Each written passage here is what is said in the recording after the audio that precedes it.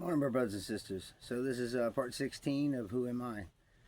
Here we go. So basically, I just talked about how much, it doesn't take no time for the devil to take over your life and suck anything that you have right left out of you.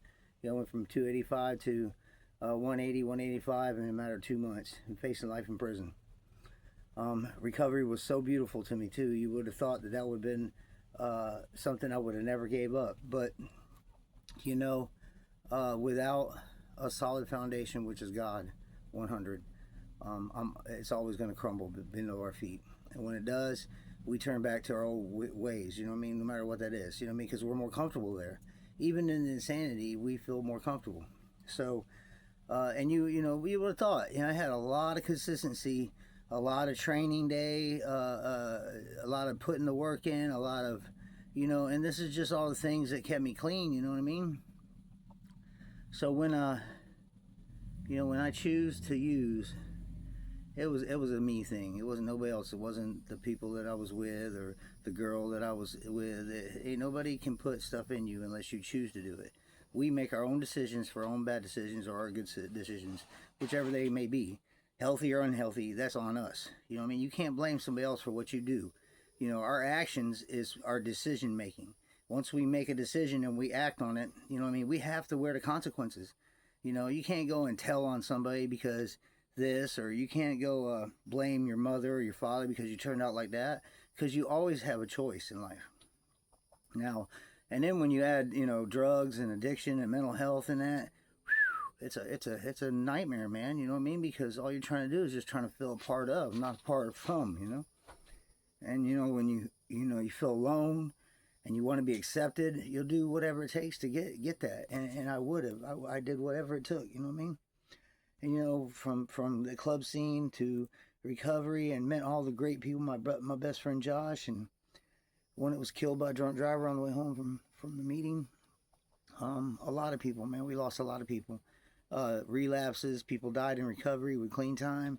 Lost a lot of sponsee brothers that were just older. And, Keith Carpenter was one of my good friends, man, to extent of, I always would call and listen to him or whatever. We always met at his house every Tuesdays for our sponsor tree meeting, and he was a blessing, man. He was such good people. He was head of the DACO program and stuff, and he had, a lot of my sponsor tree was in DACO. Go figure, right? But, through the work and the consistency of all the people and being around each other and all that, it's still, at the end of the day, the foundation was not laid on God. It has to be on God. That's why I say it's so important for us to get intimate with Him. Don't go to a building that's called church, because that's not even in the Bible at all. That has nothing to do with God. That has everything to do with man. That's how man misled man.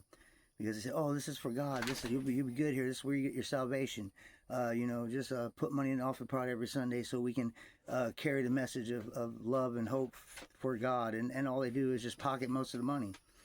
It's just the truth, man. You know what I mean? God, you don't have to pay for God. God already paid everything. You can't do that. You know what I mean? All you can do is just get in a relationship with Him. Let Him teach you on an intimate level. Get intimate with Him so you're comfortable. I'm telling you, that's the most important thing to anybody's life could be right now, man. And I can only tell you what has happened in my life. And it's been incredible, man. I battled that stuff 8 to 54, man. That's a long time, even clean. And then back to the relapse. I was gone another 13 years. Once I relapsed, I was gone another 13 years out there. And it was crazy, man. At the end of the day, I was, just trying to kill myself on Fetty. I died 10 times, and they brought me back. Some of them times they were even going to call it on me, you know what I mean? And, God seen fit that it wasn't time for me. I got a mission. I'm on that mission.